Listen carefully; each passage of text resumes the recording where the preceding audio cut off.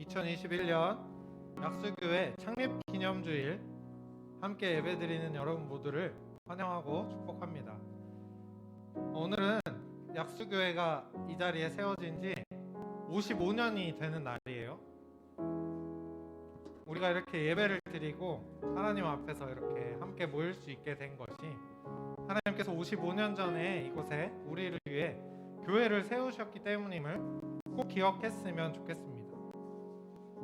이 시간은 55년 전부터 우리를 기다리시고 우리를 불러주시려고 이곳을 예비하신 그런 하나님을 기억하면서 같이 함께 우리도 그런 하나님의 기대와 기다림에 힘입어서 우리의 마음과 모든 생각을 하나님께만 집중했으면 좋겠어요. 먼저 우리 각자의 자리에서 몸과 마음을 정돈하고 또 하나님이 주신 이 시간이 하나님과만 함께하는, 하나님께만 집중하는 그런 시간이 될 수 있도록 이 시간 함께 주님 이 자리 가운데 함께 해주시고 나의 예배 가운데 함께 해주세요. 이런 기도 제목을 가지고 우리 같이 침묵하며 잠시 기도하며 나아갑시다.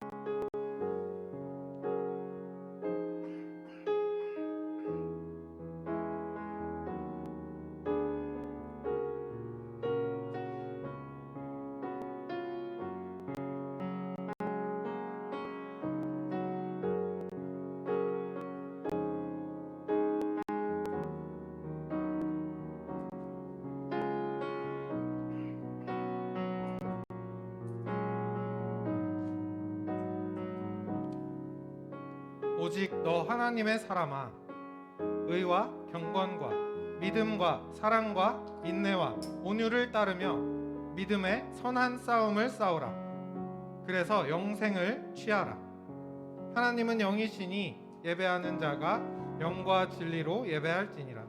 하나님 감사합니다. 주님 이 시간 약수교회 55번째 생일을 맞게 하시고 그때부터 우리를 지금까지 기다려주시고 불러주신 주님의 사랑과 은혜를 기억합니다. 이 시간 우리가 그 사랑을 힘입어서 함께 예배드릴 때 우리 예배를 받아주시고 이 예배 가운데 함께 해주세요.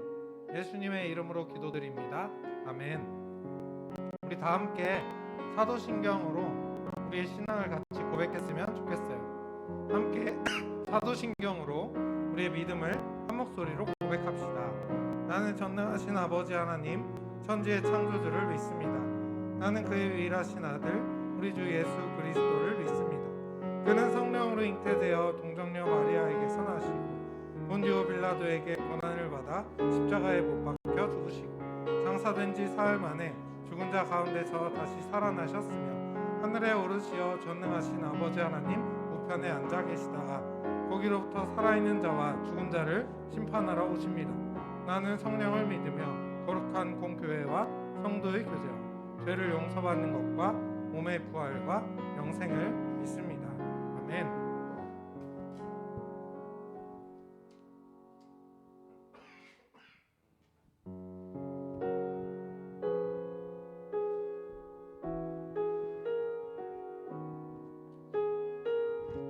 우리 시간 함께 우리 마음을 만져주시는 주님을 바라보며 같이 이렇게 찬양했으면 좋겠어요.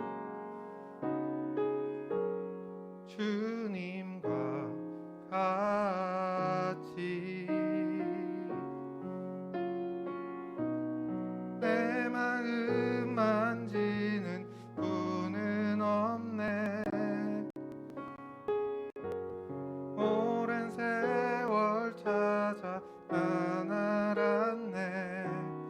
내겐 주밖에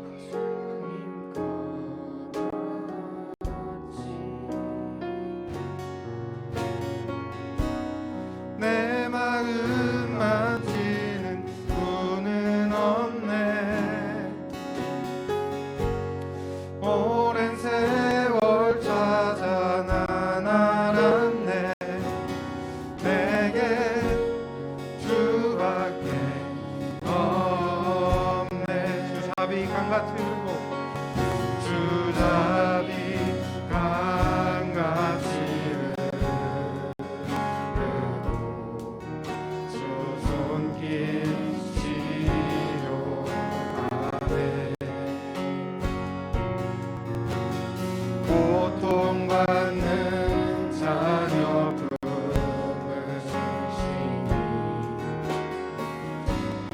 주밖에 없네. 주님과 같이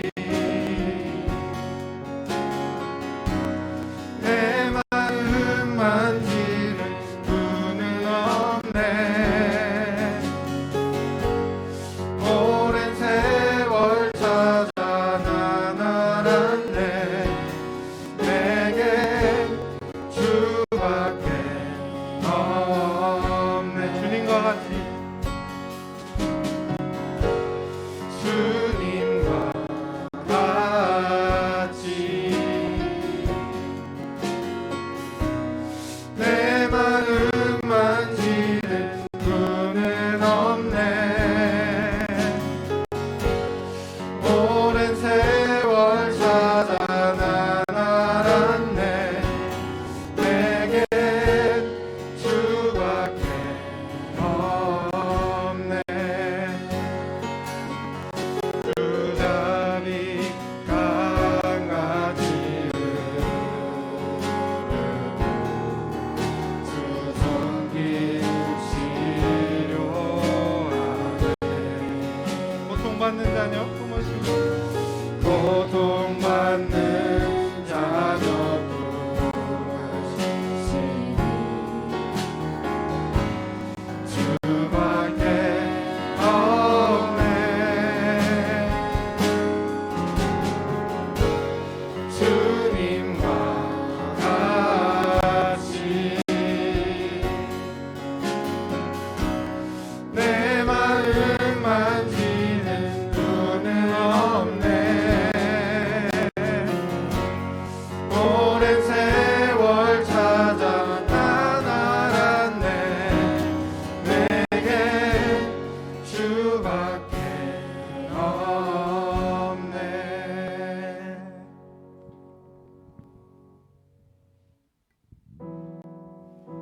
우리가 방금 고백한 것처럼 주님밖에 우리의 마음을 만져주시는 분 이 세상에 없습니다.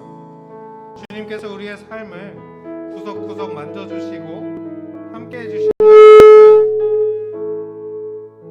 기억하고 함께 찬양합시다.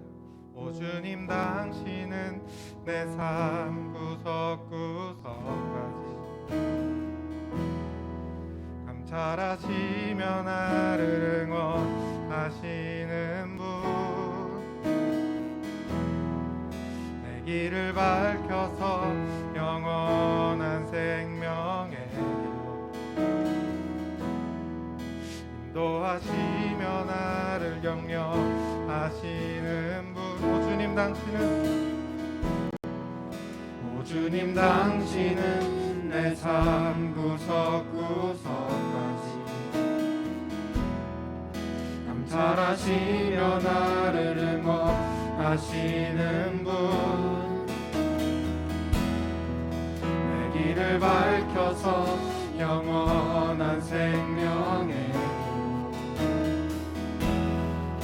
인도하시며 나를 격려하시는 분, 크고 작은 갈등을 겪곤 하지만 항상 결국 당신을 선택합니다.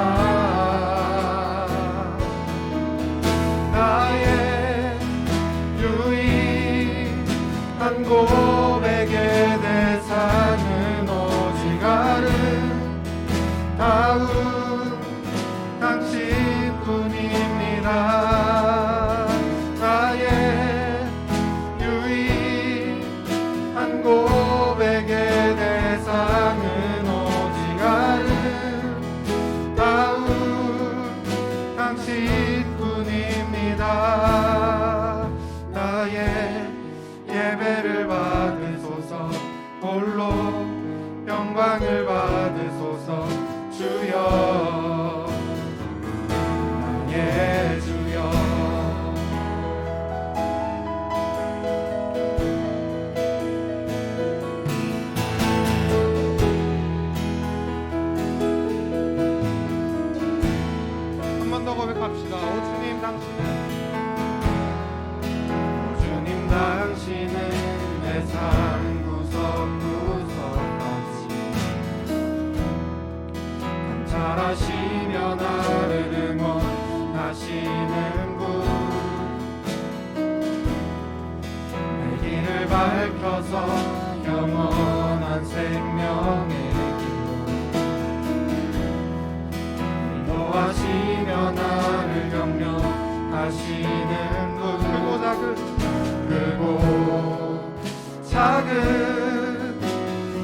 갈등을 겪곤 하지만 항상 결국 당신을 선택합니다.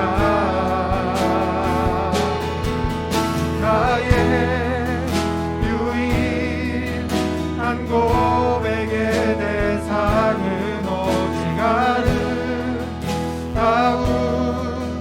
당신뿐입니다. 나의 유일한 고백의 대상은 오직 아름다운 당신뿐입니다. 나의 유일한 고백의 대상, 나의 유일한 고백의 대상은 오직 아름다운 당신뿐입니다. 나의 유일한 고백의 대상은 오직 아름다운 당신뿐입니다. 나의 예배를 받으소서, 홀로 영광을 받으소서. 주여, 나의 주여. 우리 시간 함께 같이 예배를 위해 잠시 기도하며 나아갑시다. 시간 기도할 때 주님, 지난 한 주간 내 삶의 구석구석까지 함께 하시며 나를 응원하신 주님, 우리가 주님을 잊고 살아왔지만 이제 다시 한번 주님을 바라보고 나의 길을 밝혀주시는 하나님만을 의지하며 살아갈 수 있도록 도와주세요. 이 시간 나의 예배를 받아주시고 주님을 다시 선택한 우리를 품어주셔서 하나님의 사랑과 은혜를 이 시간 다시 한번 마음속에 품고 새 힘 얻어 돌아가는 예배 시간 될 수 있도록 도와주세요. 이런 기도 제목을 가지고 이 시간 함께 기도하며 나아갑시다. 주님, 이 시간 우리가 주님을 의지하며 나아갑니다. 우리 예배를 받아주시고 우리 가운데 함께하여 주셔서 언제나 우리 삶 구석구석에 함께하시고 응원해주시는 주님을 하시고 주님과 함께하는 이 시간 될 수 있도록 이 예배 가운데 함께해 주시고 성령님 한 명 한 명을 붙잡아 주셔서 주님께서 주시는 새 힘으로 다시 한 주를 시작할 수 있도록 주님 함께해 주세요.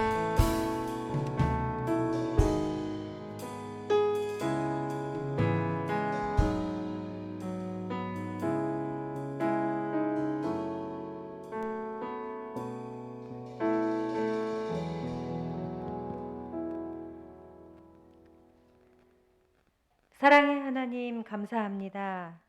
55년 전에 믿음의 귀한 선배들을 통해 교회를 세우시고 여기까지 인도하신 주님, 참으로 아름답고 귀한 주님의 날에 주님의 귀한 자녀들이 주 앞에 나와 예배하게 하시니 감사합니다. 많은 사람들이 코로나 백신을 맞고 일상의 의로의 회복을 간절히 바라고 있지만 여전히 이 알 수 없는 질병 앞에 당당하지 못함이 속상하고 안타까운 심정입니다. 우리의 생명이 주께 있음을 믿고 예배의 자리를 지키고 나아가는 저희가 되게 하옵소서. 매주 듣는 귀한 말씀을 삶 가운데 실천하지 못하고 세상 속에서 내 멋대로 살지는 않았는지 돌아보고 우리의 잘못을 회개합니다. 주님의 십자가의 사랑이 우리에게 새로운 삶을 주시고 우리를 결코 포기하지 않으시는 주님을 바로 알고 매 순간 주님의 성령의 역사하심을 경험하는 저희가 되게 하옵소서. 주님, 우리가 기도할 수 없을 때에도 성령님이 친히 우리를 위하여 간구하여 주심을 믿습니다. 사랑하는 우리 고3 친구들에게 주님의 평안과 함께 하심이 너무나 간절히 필요합니다. 여기까지 인도하신 주님께서 시험 당일까지 건강하고 안전하게 보호하사 준비한 시간들이 헛되지 않도록 모든 것이 기억나게 하시고 좋은 결과로 하나님께 영광 돌리는데 귀한 시간 되게 하옵소서. 사랑하는 우리 오광진 목사님의 말씀을 통하여서 우리 친구들이 그 말씀을 듣고 마음판에 새기고 삶 가운데에 실천하기를 원합니다. 우리 삶 가운데에 주어진 어려움만 우리가 바라보는 것이 아니라 눈을 들어 주님을 바라보게 하옵소서. 주님의 시선으로 세상을 바라볼 수 있는 지혜를 얻는 귀한 예배 되길 원합니다. 각자 있는 곳에서 말씀으로 승리하고 주님의 귀한 자녀다운 모습으로 영향력 있는 우리 사랑하는 청소년부 되어지기를 간절히 소망하며 예수님의 이름으로 기도합니다. 아멘.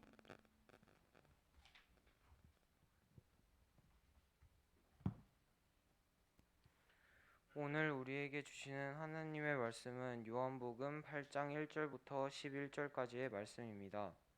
하나님의 말씀을 읽을 때 모두 각자의 자리에서 귀를 기울이며 살아계신 하나님의 음성에 집중해 주세요. 예수는 감람산으로 가시니라. 아침에 다시 성전으로 들어오시니 백성이 다 나아오는지라. 앉으사 그를 가르치시더니 서기관들과 바리새인들이 음행 중에 잡힌 여자를 끌고 와서 가운데 세우고 예수께 말하되 선생이여, 이 여자가 간음하다가 현장에서 잡혔나이다. 모세는 율법에 이러한 여자를 돌로 치라 명하였거니와 선생은 어떻게 말하겠나이까? 그들이 이렇게 말함은 고발할 조건을 얻고자 하여 예수를 시험함이로라. 예수께서 몸을 굽히사 손가락으로 땅에 쓰시니 그들이 묻기를 마지 아니하는지라.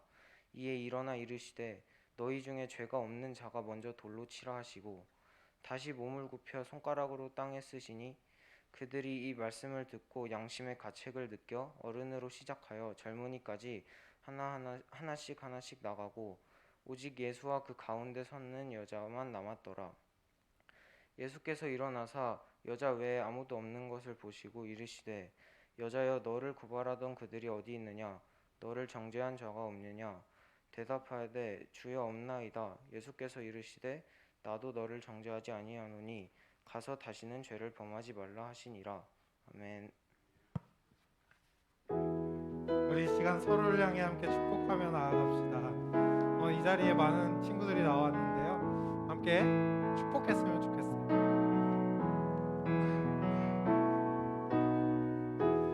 하나님의 사랑이 당신의 삶 가운데 가득하기를 축복합니다.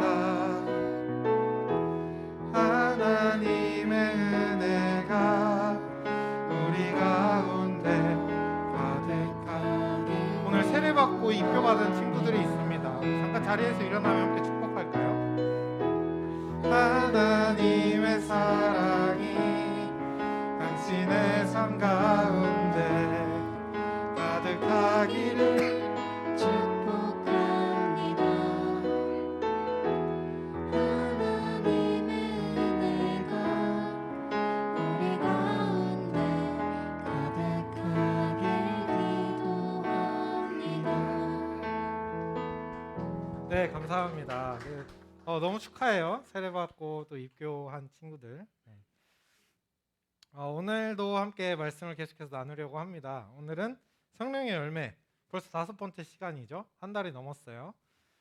오늘은 7번째 열매, 8번째죠. 8번째 열매인 온유에 대해서 함께 나누려고 해요.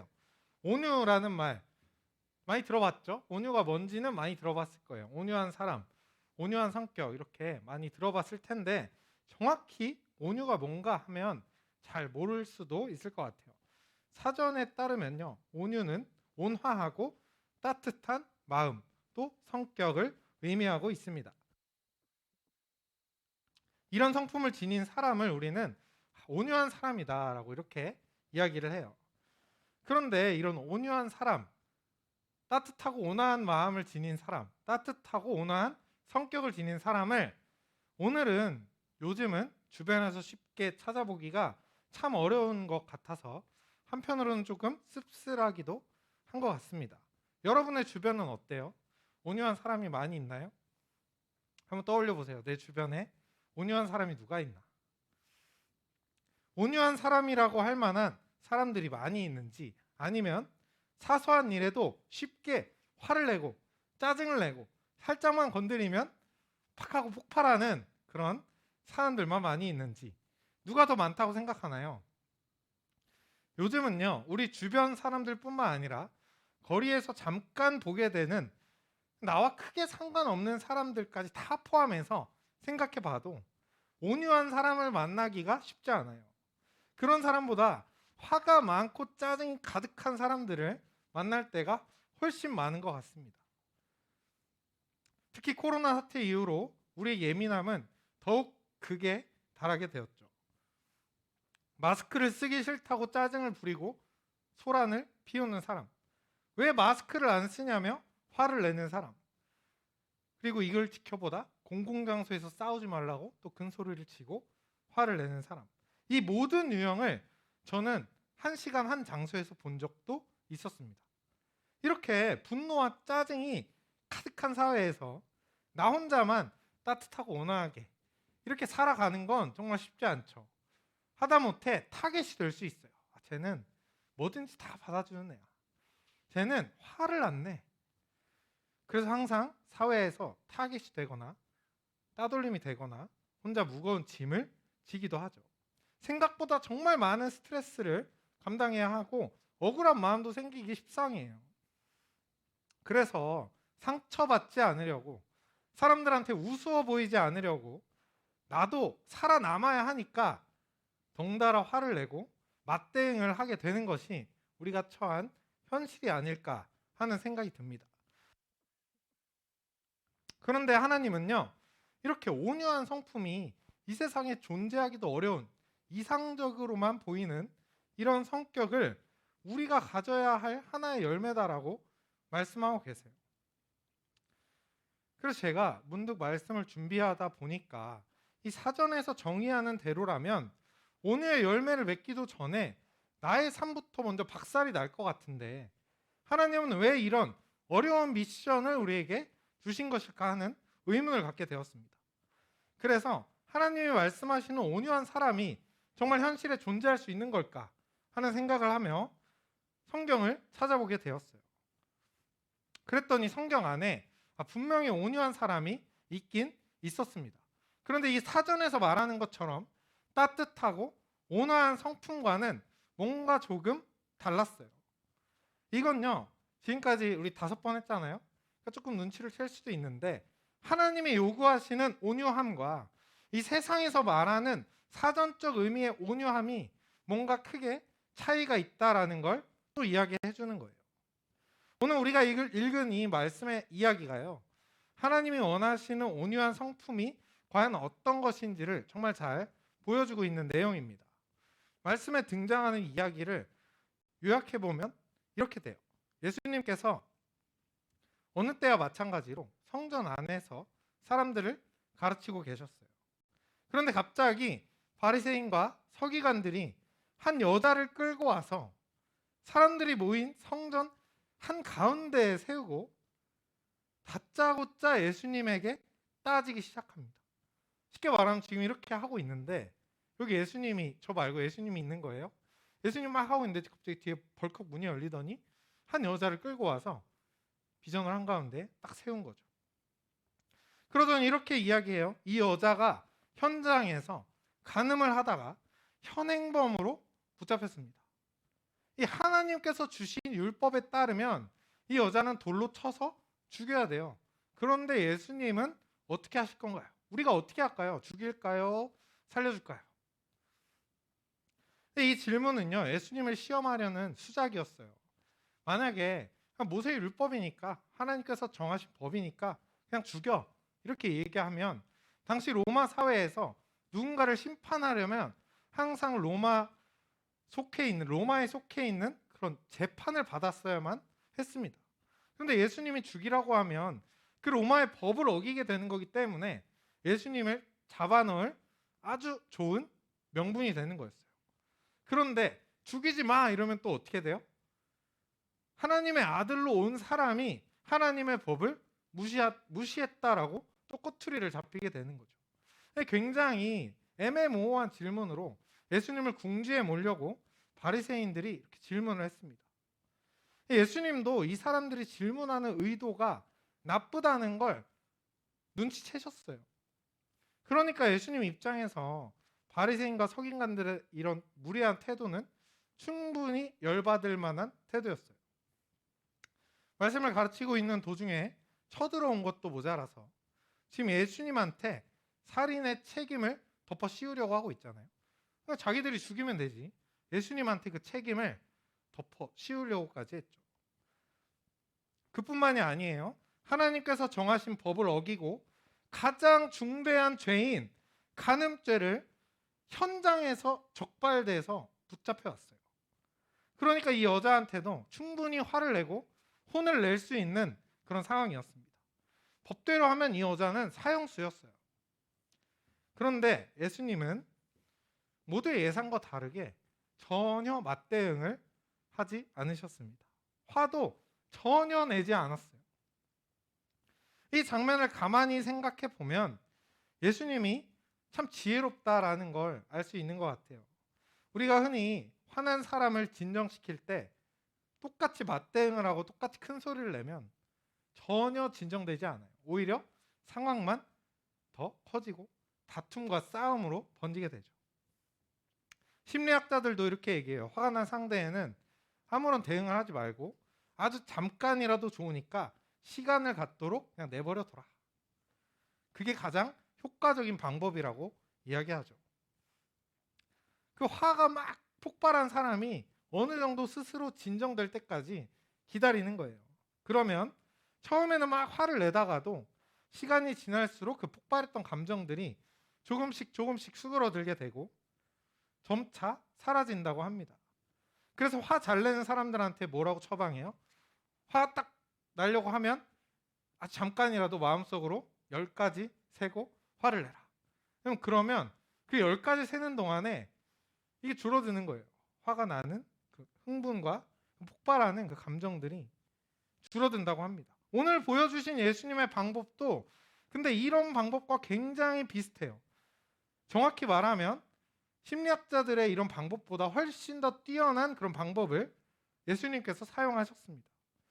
바리새인들이 막 화를 내면서 죽일까요 살릴까요 이러고 있는데 갑자기 허리를 굽히고 그 화낸 사람들의 싸그리 무시한 다음에 땅에 무언가를 쓰기 시작했어요. 손가락으로.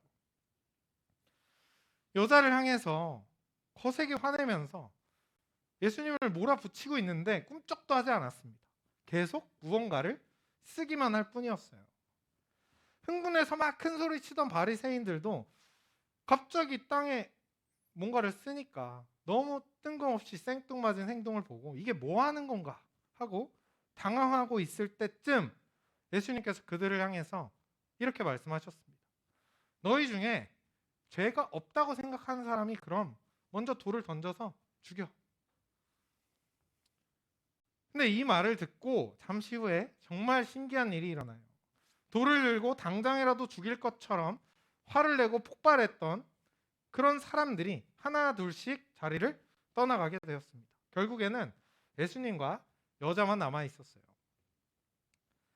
이 바리새인들이 예수님의 말씀을 들은 사람들이 이렇게 갑자기 떠나게 된 그런 이유가 무엇일까? 이 예수님의 말씀에 한 가지 비법이 숨겨져 있었습니다. 예수님의 말씀을 들은 사람들이 상대방이 아니라 이제 자기 자신의 모습을 돌아보게 되었기 때문이에요. 생각해 보세요. 바리새인들과 서기관들 역시도 죄인이었어요. 그런데 정작 자기 자신들도 죄가 있다는 사실은 잊어버리고 한 여자가 간음죄를 지었다는 그런 이유로 죽이려고 끌고 온 거예요. 결국 쉽게 보면 죄인들이 죄인을 죽이려고 끌고 와서 심판하고 있는 거죠. 우리나라 속담 중에 똥 묻은 개가 겨 묻은 개 보고 야 너 뭐 묻었어 뭐라 한다라는 말이 있어요. 그것처럼 죄인들이 죄인을 보고 너 죄가 있구나라고 이야기하고 있었던 거죠.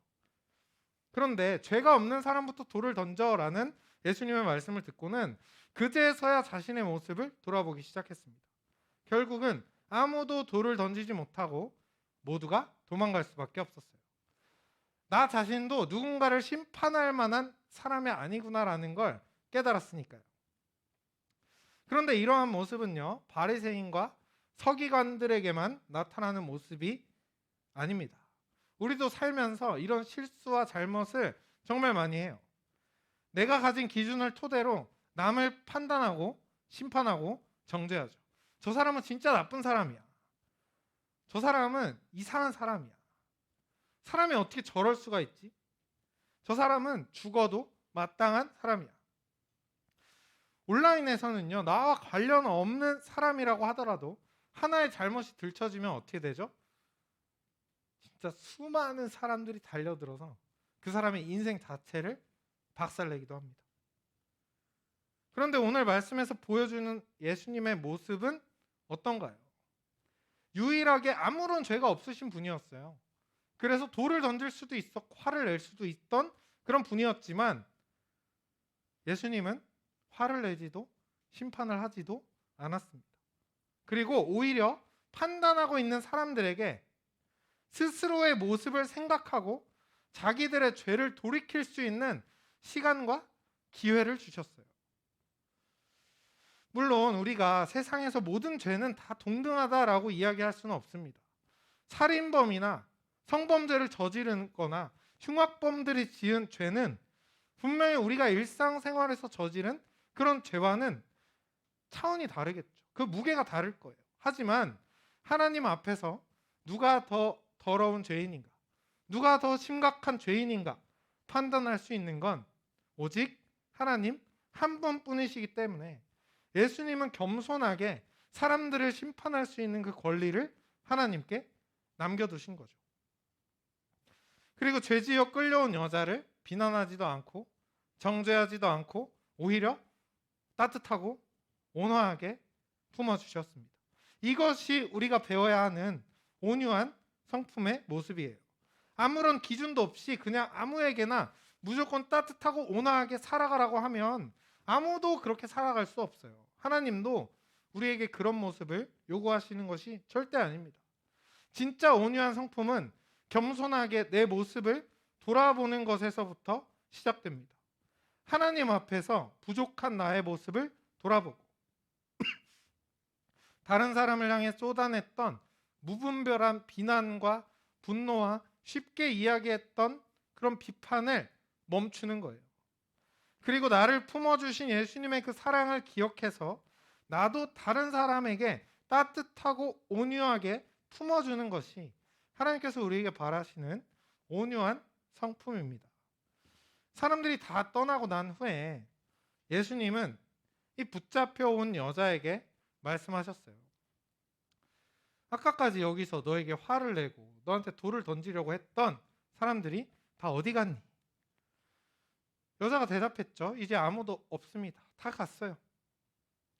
그러자 예수님이 이렇게 말씀하셨습니다. 나도 너를 정죄하지 않으니 가서 다시는 죄를 짓지 말아라.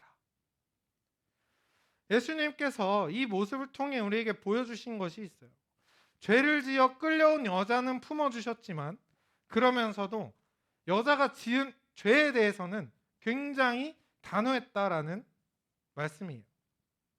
사람은 따뜻하게 품어주고 죄 앞에서는 칼같이 단호하게 잘라내는 이 모습이 우리가 품어야 하는 온유한 성품의 모습입니다. 그런데 우리는요, 생각해보면 이것과 정반대로 하며 살아갈 때가 참 많아요. 잘못한 사람에게는 쉽게 화내고 분노하고 짜증내고 비난하죠. 하지만 정작 나는 여전히 죄를 끊어내지 못하고 살아가요. 내가 짓는 죄에 대해서는 굉장히 온화하고 따뜻하게 그럴 수도 있지 하며 넘어갑니다. 그런데 막상 잘못한 사람에게는 거침없이 화를 내고 비난하며 살아갈 때가 참 많이 있어요. 그런데 하나님은 갈라디아서 6장 1절 2절을 통해서도 다시 한번 이렇게 우리에게 말씀하십니다. 형제들아, 사람이 만일 무슨 범죄한 일이 드러나거든 신령한 너희는 온유한 심령으로 그러한 자를 바로잡고 너 자신을 살펴보아 너도 시험을 받을까 두려워하라. 그리하여 그리스도의 법을 성취하라. 사람을 함부로 비난하고 정작 내 죄는 못 본 척하는 것이 아니라 하나님 앞에서는 겸손하게 남을 함부로 비난하지 않고 사람들은 따뜻한 모습으로 다가가고 스스로 돌이킬 시간과 기회를 주는 거예요. 그리고 죄에 대해서는 그 무엇보다 단호하게 잘라낼 줄 아는 것이 우리가 따라가야 할 예수님의 가르침이다라고 이 말씀에서 이야기하고 있습니다. 세상에는 지금도 누군가를 헐뜯고 비난하고 약점을 잡아서 공격하고 괴롭히고 그것도 모자라서 남 이야기를 장난처럼 하는 일들이 하나의 문화처럼 자리 잡았습니다. 이런 세상에서 하나님은 우리에게 거룩한 자녀로 불러주시고 신령한 너희는 이렇게 말씀하시면서 온유한 사람이 되라 라고 말씀하고 계세요. 오늘 설교를 시작할 때 제가 이런 간단한 질문을 드렸죠. 내 주변에 온유한 사람들이 많이 있는지 아니면 사소한 일에도 쉽게 화를 내고 짜증을 부리는 사람들만 많이 있는지. 그런데 이제는 이 질문을 바꿔서 생각해 보았으면 좋겠습니다. 나는 내 주변 사람들에게 온유한 사람으로 살고 있습니까? 아니면 쉽게 짜증내고 화를 내고 상대방을 비난하는 사람으로 살아가고 있습니까? 사랑하는 청소년부 여러분, 부디 오늘 말씀을 기억하여 온유한 사람으로 살아가는 여러분이 되기를 바랍니다. 나를 품어주신 예수님의 마음을 따라서 내 주변 사람은 품어주고 죄는 단호하게 잘라내고 돌이키는 여러분 모두가 되기를 주님의 이름으로 축복합니다. 이 시간 이 말씀을 기억하면서 우리 같이 찬양하고 또 기도했으면 좋겠어요.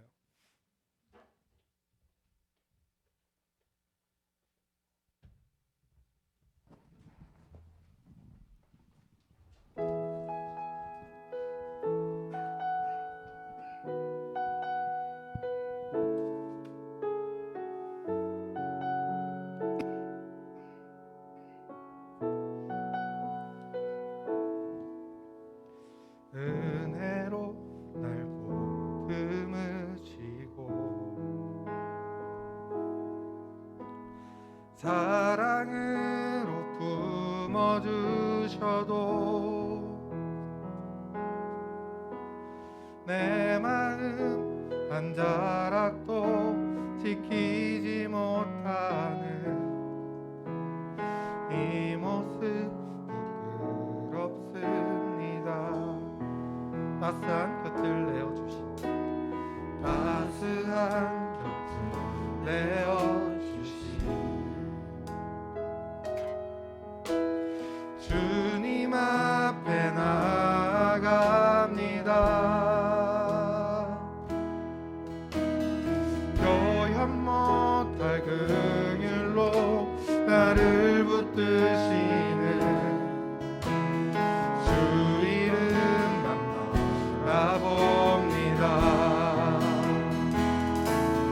매일 마주한 슬픔을 견뎌나가며 주 예수의 마음을 닮아가네.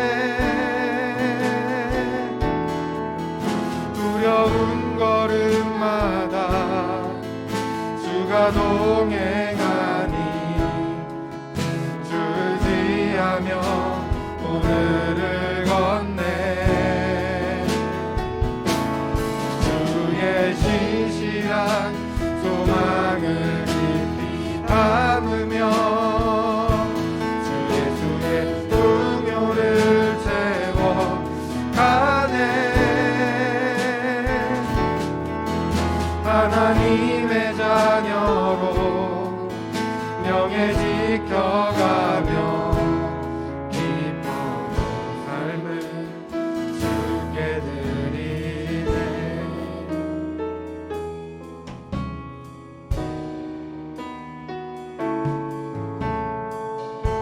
한 번 더 우리를 품어주신 하나님의 사랑을 기억하며 찬양합니다. 따스한 곁을 내어주신 따스한 곁을 내어주신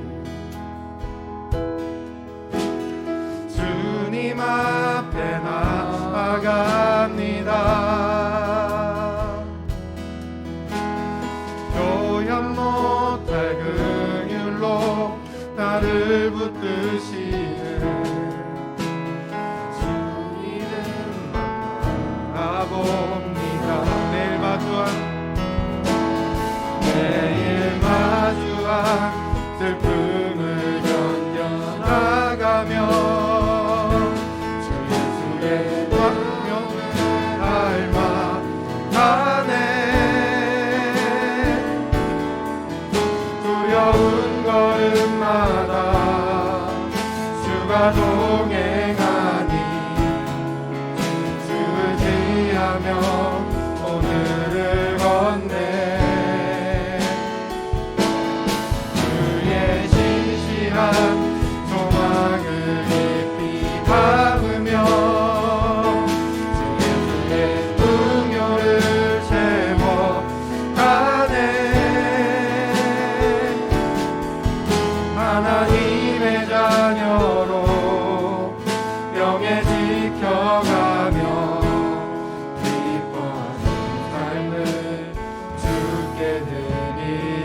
하나님의 자녀, 하나님의 자녀로 명예 지켜가며 기뻐진 삶을 주께 드리네. 우리 시간 같이 함께 기도했으면 좋겠습니다. 하나님께서 우리를 품어주시고 따스한 곁을 내어주시고 우리와 언제나 함께 하시고 사랑으로 채워주시는 그 주님의 사랑을 먼저 기억했으면 좋겠어요. 그리고 이 감정이라는 게 우리가 원하는 대로 되면 얼마나 좋겠어요. 하지만 감정은 우리가 원하는 대로 되지 않을 때가 참 많이 있습니다. 잘해줘야지, 화내지 말아야지, 친절해야지, 상냥해야지, 효도해야지, 순종해야지, 여러 가지 마음을 품고 있지만 어느 순간에 나도 모르게 화가 튀어나오고 짜증이 튀어나오고 사랑하는 가족에게 상처를 주고 부모님에게 상처를 주고 친구에게 상처를 주고 갈등의 원인이 되어 살아갈 때가 참 많이 있어요. 이 시간 우리가 함께 기도할 때 주님, 나는 내 마음 하나도 지키지 못합니다. 주님께서 도와주시고 나를 붙들어 주셔서 주 예수의 마음을 닮아가는 내 자신이 될 수 있도록 도와주세요. 이 세상에서 아무런 비난하지 않고 따뜻하고 온화한 모습으로 살아가기가 참으로 겁나고 무섭습니다. 하지만 그 두려운 걸음마다 주님께서 동행하는 것을 기억하며 주님께서 보여주신 온유한 마음을 채워나갈 수 있도록 함께 해주세요. 이 시간 이렇게 주님을 의지하면서 나의 감정을 주님께 맡겨드리고 나의 삶을 주님께 내려놓으며 함께 기도하며 나아갑시다. 주님, 이 시간 우리가 주님을 의지하며 나아갑니다. 우리가 살아가면서 나도 모르게 화를 낼 때가 있고 분노할 때가 있습니다. 주님, 우리 마음 하나도 지키지 못하는 우리들을 불쌍히 여겨주시고 우리 마음 가운데 찾아오시고 붙잡아 주셔서 이제는 더 이상 화내는 것이 아니라 짜증내는 사람이 아니라 온유한 사람으로 하나님과 사람 앞에 사랑받는 성소연부 자녀들 될 수 있도록 도와주시고 주님이 어렵고 험한 세상에서 온유한 사람으로 살아가기가 참으로 겁나고 두려울 때가 있습니다. 주님께서 붙잡아 주셔서 손해볼 것 같은 느낌이 들 때, 두려운 마음이 들 때 용기를 주시고 함께 해주셔서 온유한 마음을 실천하며 살아가는 성수연부 될 수 있도록 함께 해주세요. 이 시간 같이 다시 한번 기도했으면 좋겠어요. 한 번 더 기도할 때는요, 우리는 살면서 모두를 좋아할 수는 없어요. 분명히 여러분의 마음에도 용서할 수 없는 누군가가 있을 겁니다. 정말 미워서 잘 될 때마다 배가 아프고 정말 잘못됐으면 좋겠고 미워하는 사람이 있을 겁니다. 그런데 예수님은 우리에게 보여주신 모습은 심판할 수 있음에도 그 심판의 권한을 하나님께 맡겨드리는 겸손한 모습이었어요. 이 시간 우리가 사람을 미워하는 그 마음조차 하나님께 맡겨드리고, 주님, 저 사람을 심판할 권리를 주님께 맡겨드립니다. 이렇게 겸손하게 나아갔으면 좋겠습니다. 그리고 다른 사람의 죄 앞에서 미움과 분노를 사로잡혀 살아가는 것이 아니라 이제는 내 스스로에게 시선을 돌리고 나의 죄를 단호하게 끊어내는 우리 자신들이 될 수 있도록 이 시간 함께 다시 한번 기도하며 나아갑니다. 주님, 이 시간 우리가 주님을 의지하며 기도하며 나아갑니다. 우리 마음 가운데, 우리 삶 가운데, 우리 관계 속에서 정말 너무나 미운 사람이 있습니다. 도저히 용서할 수 없는 그런 사람이 있습니다. 생각만 해도 화가 나고 짜증이 나고 분노가 치밀어 오르는 사람들이 있습니다. 주님, 그러나 이제 우리가 예수님의 모습을 기억하며 하나님 앞에서 겸손하게 그 사람을 향한 미움의 감정을 내려놓고 그 사람을 향한 심판의 권한을 주님 앞에 맡겨드립니다. 우리의 마음을 위로하여 주시고 마음 가운데 받은 상처가 하나님께서 주시는 위로와 사랑으로 회복되어질 수 있도록 도와주세요. 그래서 더 이상 분노와 미움에서 벗어나서 이제는 내 스스로를 돌이키고 죄로부터 단호하게 끊어내는 청소년부 될 수 있도록 함께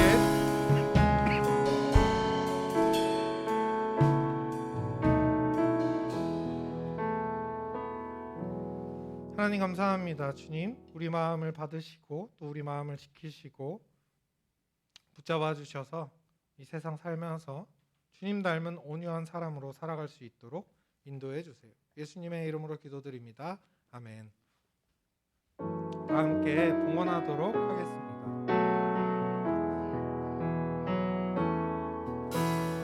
나의 생명을 드리니 주 영광이 하여 사용하소서. 사는 날 동안에 주를 찬양하며 기쁨의 제물 드리 나를 받아주소서. 하나님 감사합니다. 주님 부르심에 응답하여 이곳에 나와 주님께 예물을 올려드립니다. 또 각자의 자리에서 예배의 자리를 지키며 주님께 예물을 올려드립니다. 이 예물 모두 기쁘게 받아주시고 하나님 나라를 위해 사용되어질 수 있도록 주님 함께 해주세요. 이 시간 우리의 마음을 드리고 우리의 삶을 드리고 우리의 시간을 드리고 우리의 모든 인생을 주님께 맡겨드립니다. 또 우리의 마음을 드립니다. 이 모든 것 주님께서 받아주시고 삶 가운데에서 우리가 하나님 앞에 내려놓은 것보다 훨씬 더 많은 것으로 채워주시고 또 능력 주시고 축복해 주셔서 이 세상에서 온유한 사람으로 살아가는데 부족함 없게 하시고 주님과 함께 걸어가는 청소년부 될 수 있도록 함께 해주세요. 우리는 부족합니다. 그러나 주님께서 우리에게 용기 주시고 온유한 사람으로 살 수 있도록 항상 성령으로 함께 해주실 것을 우리 모두가 기대하며 이제는 온유한 성품의 모범이 되신 예수 그리스도의 은혜와 우리의 마음과 상처를 모두 싸매시는 하나님 아버지의 크고도 변함없는 사랑하심과 우리를 위해 중보하시는 성령님의 친밀한 동행하심이 오늘 함께 예배를 드리고 주님의 말씀을 따라 온유한 사람으로 살아가기로 다짐하는 청소년부 자녀들과 선생님들 머리 위에 우리가 살아갈 삶의 모든 시간들 가운데 지금부터 영원토록 함께 하시기를 간절히 축원합니다. 아멘.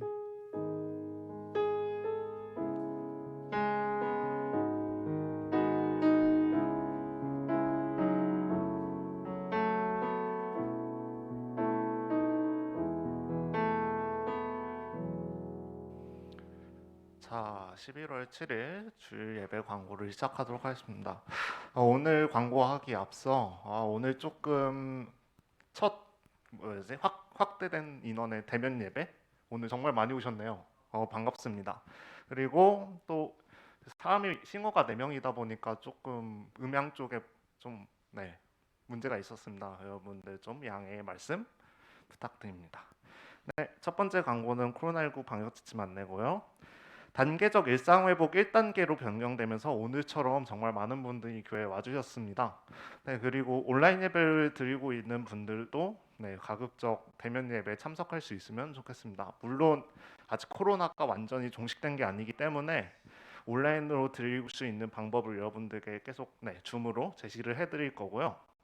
그래도 대면 예배에 참석하면 선생님들도 만나고 친구들도 만나고 더 좋은 이점이 많으니까 가급적 대면 예배에 와주시면 감사하겠습니다. 단 대면 예배에 참석할 때 마스크라든지 손 소독이라든지 방역 수칙을 잘 지키고 와주셔야겠죠. 네, 그리고 오늘 교회 왔는데 명부 작성이나 체온 체크를 아직 안 하신 분들은 나갈 때 꼭 해주시고 나가시면 되겠습니다. 네, 광고하기 앞서 생일 축하 파티를 먼저 진행하도록 하겠습니다. 오늘 11월 달 생일 파티. 네? 네, 알겠습니다. 네, 오늘 생일 파티 MC는요 고서연 양과 박찬희 군입니다. 네, 박수로 맞이해 주세요.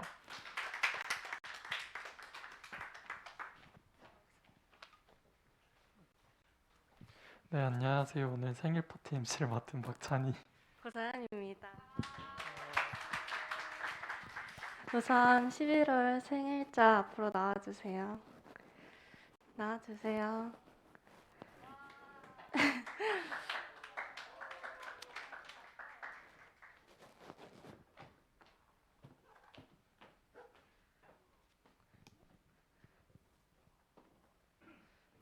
자, 간단하게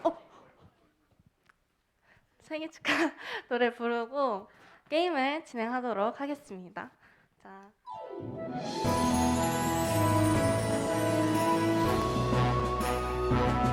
생일 축하합니다. 생일 축하합니다. 사랑하는 내 친구 생일 축하합니다. 생일 축하합니다. 생일 축하합니다. 사랑하는 내 친구 생일 축하합니다.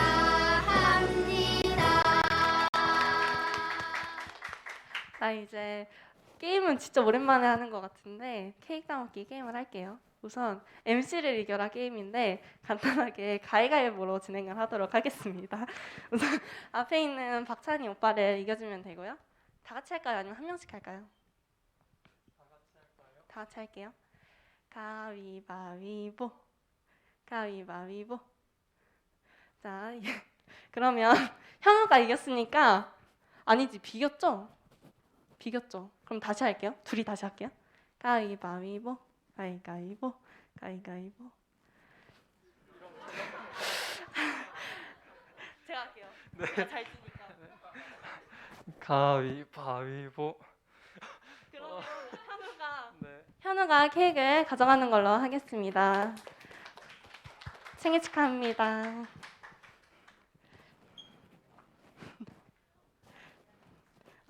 주세요. 네, 11월 생일자분들 생일 진심으로 축하합니다. 그리고 생일 잘하고 해야 되나? 생일인 건물이 하나 더 있는데요. 네, PPT 하나 넘겨주면요.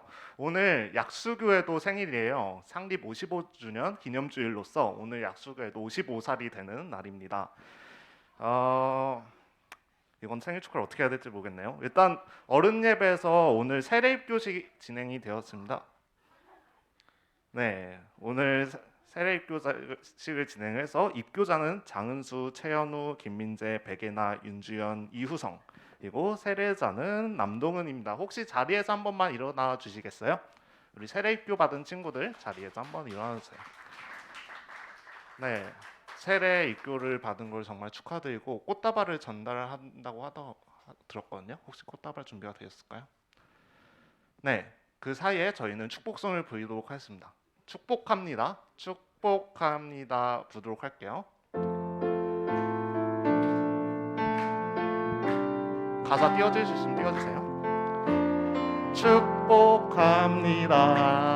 주님의 이름으로 축복합니다.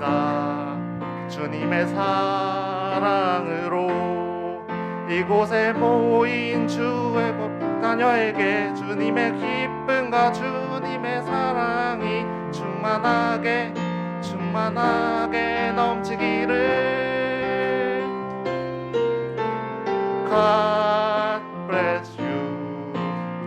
God bless you. 축복합니다. 주님의 사랑으로. 네, 감사합니다. 앉아주셔도 되고요. 네, 우리 세례랑 입교 받으신 우리 친구들 하나님의 자녀됨을 진심으로 축하합니다. 앞으로 나갈 때, 세례, 하나님의 자녀를 좋은 삶을 살아가시면 좋겠고요. 그리고 하나 넘겨주시면요, 창립 55주년 신앙부흥회가 있습니다. 그리스도인은 어떻게 사는가라는 주제로 영락교회 김은성 목사님께서 말씀을 전해주시는데요. 11월 10일 수요일부터 금요일까지는 저녁 7시 반에, 그리고 11일과 12일 목금에는 새벽 5시 반에 말씀을 전해주신다고 합니다. 그리고 오늘 교회 55주년을 맞아 롤케이크 준비가 되었습니다. 오늘 교회 나가실 때 가져가시면 되고요. 다음 슬라이드 넘겨주시고, 비선센터 이름 공모전이 오늘까지 11월 7일 오늘까지 마감일입니다. 제출은 본당 1층 입구 공모함에서 또는 사무실에 접수를 하시면 되고, 시상은 11월 21일 주일에 주보 광고에 게시가 된다고 합니다. 아마 제가 듣기로 한 15개인가 모였다고 하더라고요. 네, 더 많이 넣어주시면 좋을 것 같네요. 그리고 하나 더 넘겨주시면 우리 수능일이 얼마 안 남았죠. 벌써 10 며칠 안팎으로 남았는데요. 우리 고3 친구들이 좋은 결과를 얻고 남은 수능 기간 동안 열심히 공부할 수 있도록 우리 고3 친구들을 위해서 기도했으면 좋겠습니다. 대입 수험생